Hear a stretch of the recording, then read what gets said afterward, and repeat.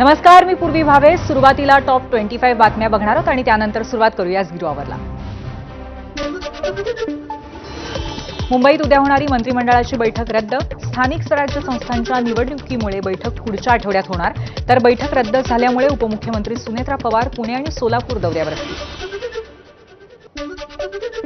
अजित पवारांच्या विमान अपघातावरती चर्चा करण्यासाठी सरकारने विधिमंडळाचं एकदिवसीय अधिवेशन बोलवावं, राष्ट्रवादीचे आमदार अमोल मिटकरींची मागणी. पुणे पोर्शे कार अपघात प्रकरणातील 10 पैकी 3 आरोपींना जामीन मंजूर. आदित्य सूद, अमर गायकवाड आणि आशिष मित्तल यांना जामीन मंजूर. रक्ताचे नमुने बदलल्याचा तिघांवर आरोप होता. डोंबिवली पश्चिमेतल्या विजयनगर परिसरात मद्यधुंद तरुणांची गुंडगिरी. खेळताना मुलीला का बघता असा जाब विचारल्यामुळे मुलीचे वडील, काका, चुलत भावाला बेदम मारहाण. आरोपींच्या विरोधामध्ये गुन्हा दाखल. रत्नागिरीच्या चिपळूणमधल्या नारायण तलाव परिसरामध्ये नमाज पठण केल्यामुळे तणाव. सार्वजनिक ठिकाणी नमाज पठण करणाऱ्यांवरती कारवाई करण्याची हिंदुत्वनिष्ठ संघटनेची मागणी. जळगावच्या मुक्ताईनगरमध्ये अंडरपासच्या मागणीसाठी रास्ता रोको. मुक्ताईनगरच्या लोहारखेडा पिंपरी भोज इथे अंडरपासच्या मागणीसाठी शेतकरी आक्रमक. जोरदार घोषणाबाजी करत शेतकऱ्यांनी महामार्ग रोखून ठेवला. हिंगोलीच्या बाभूळ गावामध्ये नवस फेडण्यासाठी आगीच्या निखाऱ्यावरती चालण्याची अनोखी परंपरा.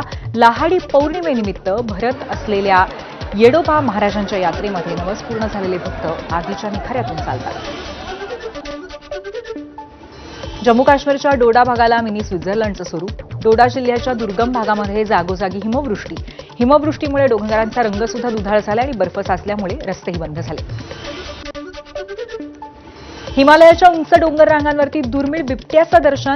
तिथल्या चीन सीमेवरती रस्ते उभारणी करणाऱ्या बॉर्डर रोड ऑर्गनायझेशनच्या प्रोजेक्ट हिमांक पथकानं टिपली लाघवी दृश्य.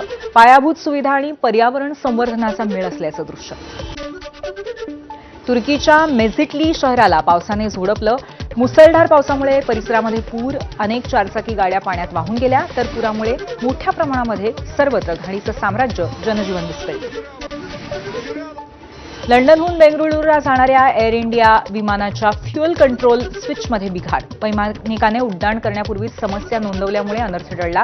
दरम्यान विमानातील फ्युएल कंट्रोल स्विचची आधीच तपासणी केली असल्याचा एअरलाईन्सचा दावा.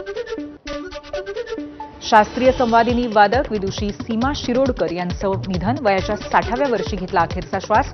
सीमा शिरोडकर या अबुधाबी इथे दौऱ्यावरती असताना हृदयविकाराच्या झटक्याने त्यांचं निधन. गेल्या काही दिवसांपासून त्या आजारी होत्या.